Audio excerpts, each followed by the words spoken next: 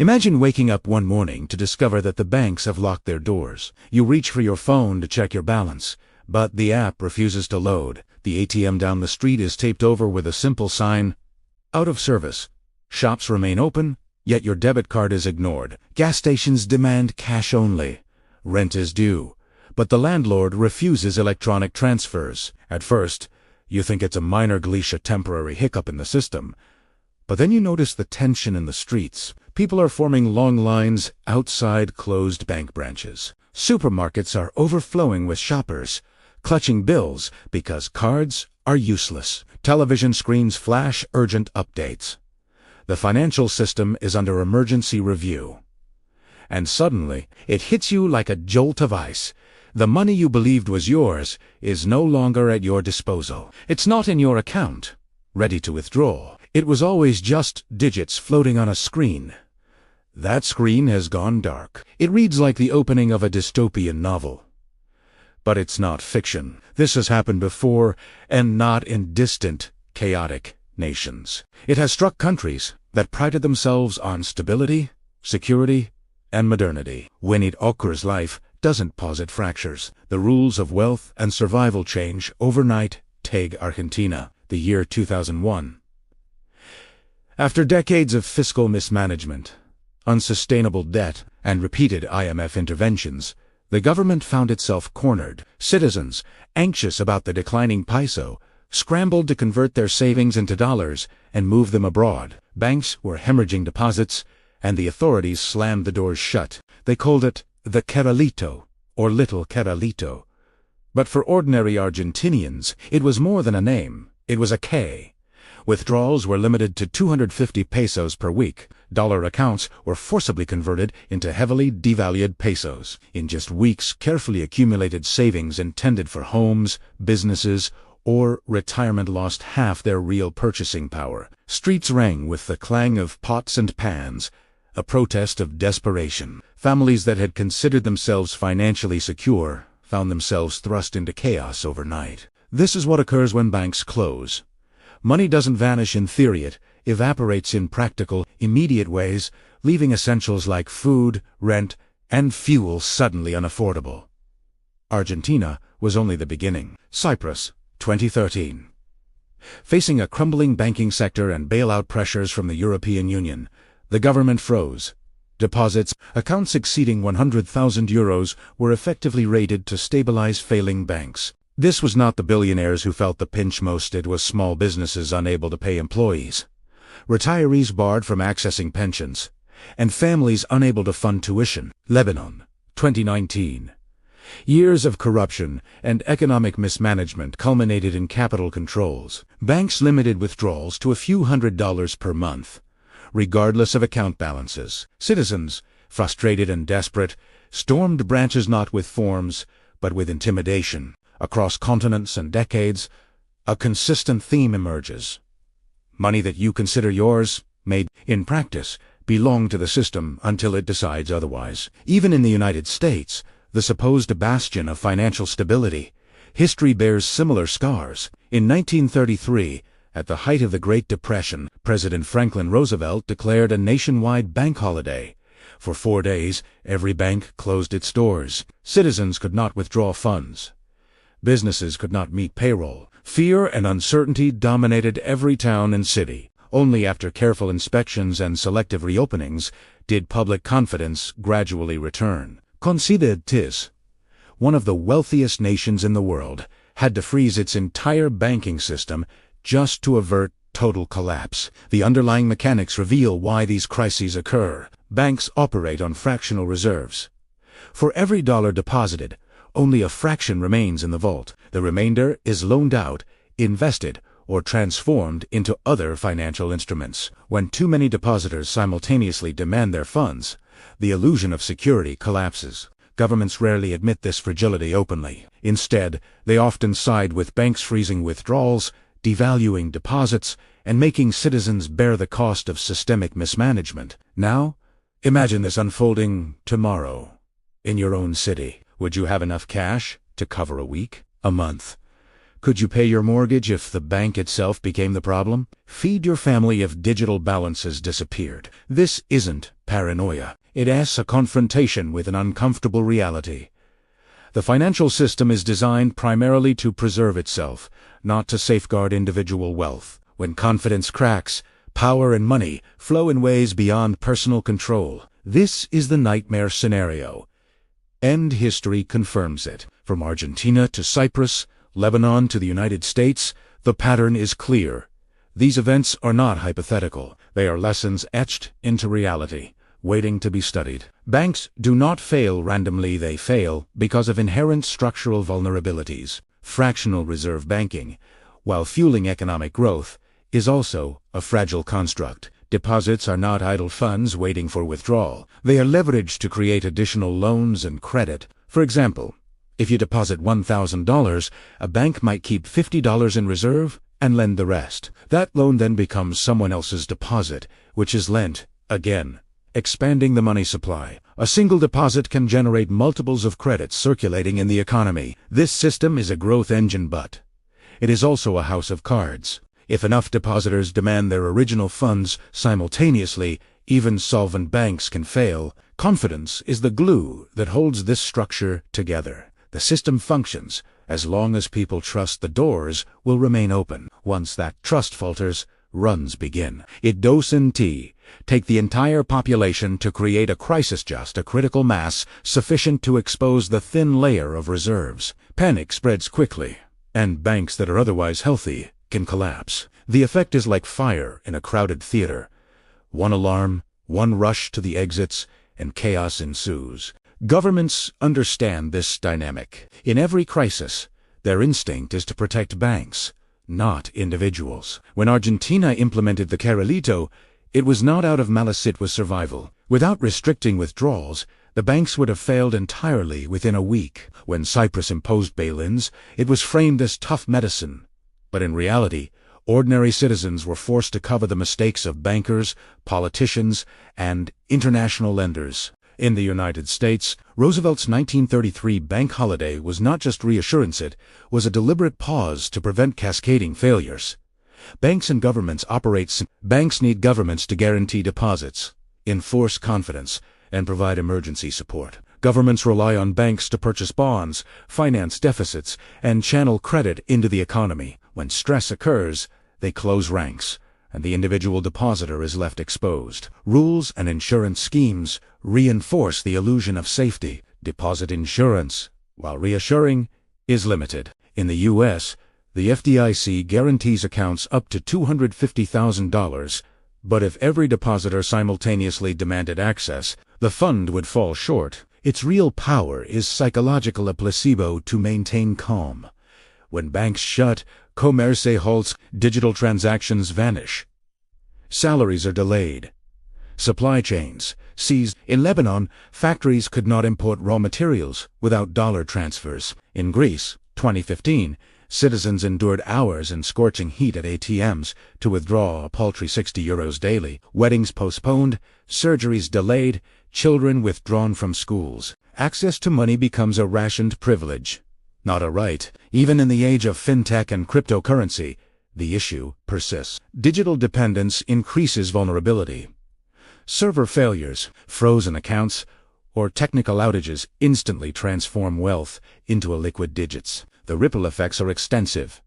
Businesses unable to pay workers trigger layoffs. Supermarkets cannot pay suppliers, emptying shelves. Investors panic, selling assets at fire sale prices, eroding pensions and retirement funds. Governments scramble to restore trust, yet patience thins, lines lengthen, and chaos intensifies. Technical decisions in boardrooms escalate into social crises. Bartering, hoarding, and riots are common outcomes when uncertainty lingers. This is not theoretical. It has occurred globally and can happen again.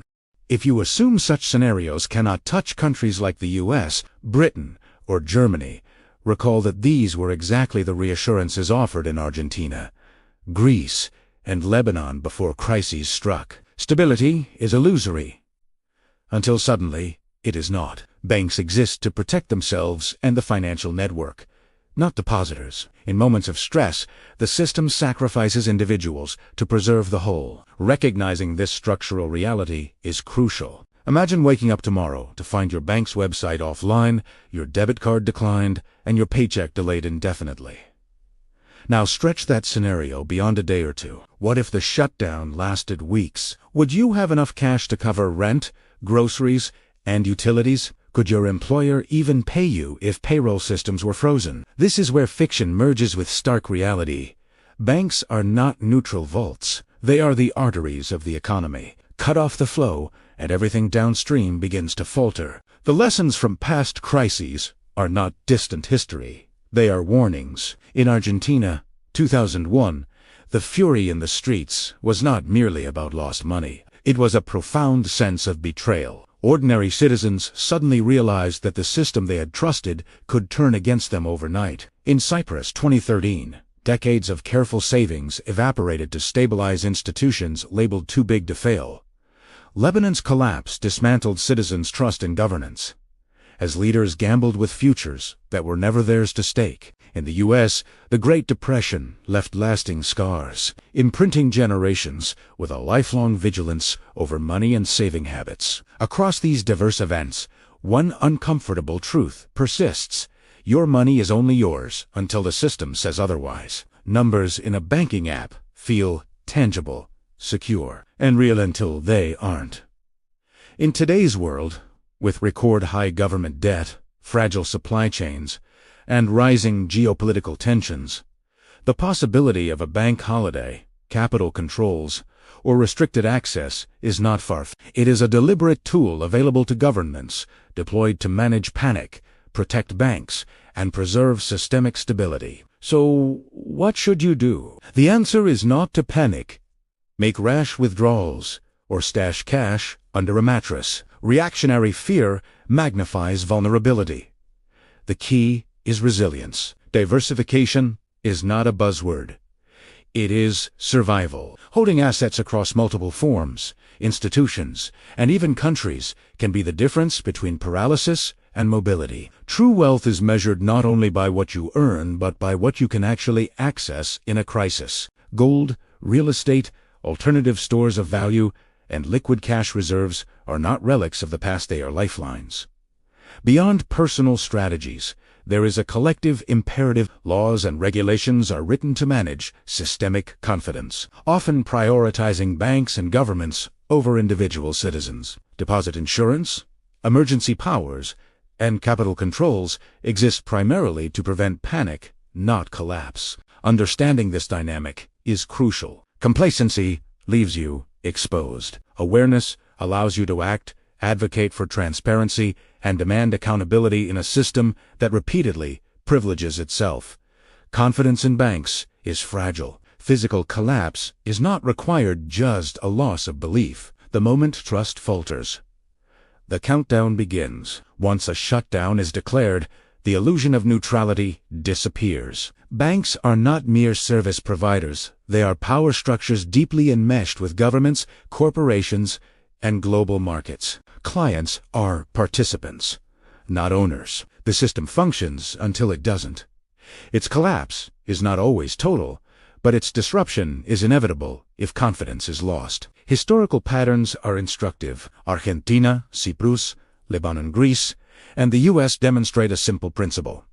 Access does not equate to ownership. Wealth stored in institutions is conditional, dependent on systemic survival. Recognizing this distinction is fundamental to achieving financial freedom. Security is an illusion unless backed by tangible, diversified, and liquid resources. Preparing for systemic stress means understanding the rules, anticipating vulnerabilities, and building buffers that allow action rather than reaction. Consider the modern financial landscape.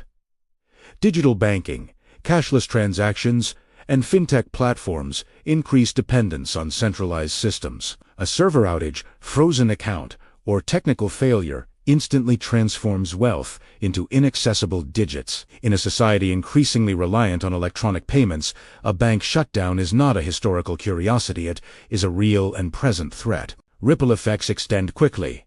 Businesses cannot pay workers, suppliers go unpaid, shelves empty, and financial markets react violently. Even modest disruptions can cascade into widespread social consequences. The social consequences are immediate. Prolonged freezes in liquidity lead to bartering, hoarding, and civil unrest. The longer a shutdown continues, the more extreme human responses become. Ordinary life, paying bills, attending school, purchasing necessities becomes a daily negotiation with scarcity. Public frustration often targets governments and financial institutions, as confidence erodes faster than cash flows. These outcomes are not theoretical. They have occurred repeatedly in global history, proving the system's fragility. Even in the developed world, such as the United States, Britain, or Germany, reassurances of stability are often overstated. Citizens have been told, "It could never happen here." Yet similar words preceded every major financial disruption. Stability is temporary, conditional, and dependent on continuous trust. Once that trust is broken, access to money can vanish almost instantly. Understanding this is not about fear, it is about strategic preparedness. The structure of modern banking guarantees that ordinary individuals are vulnerable. Banks prioritize the health of the institution and the financial system over depositors. In crises, governments intervene to protect banks, not necessarily individuals. Deposit insurance, guarantees, and regulatory oversight function primarily to maintain confidence, not absolute security. When confidence falters, the illusion collapses. The system's survival outweighs personal ownership. Strategic resilience involves multiple layers, diversifying assets across physical and digital forms. Multiple institutions and jurisdictions provides mobility during crises. Access to liquidity, tangible assets like gold, and decentralized stores of value are crucial safeguards. Awareness of government mechanisms, capital controls, emergency powers, and deposit freezes enables proactive True financial security is contingent on both preparedness and understanding, not blind trust in systems designed primarily to preserve themselves. In sum, the lessons of history are stark.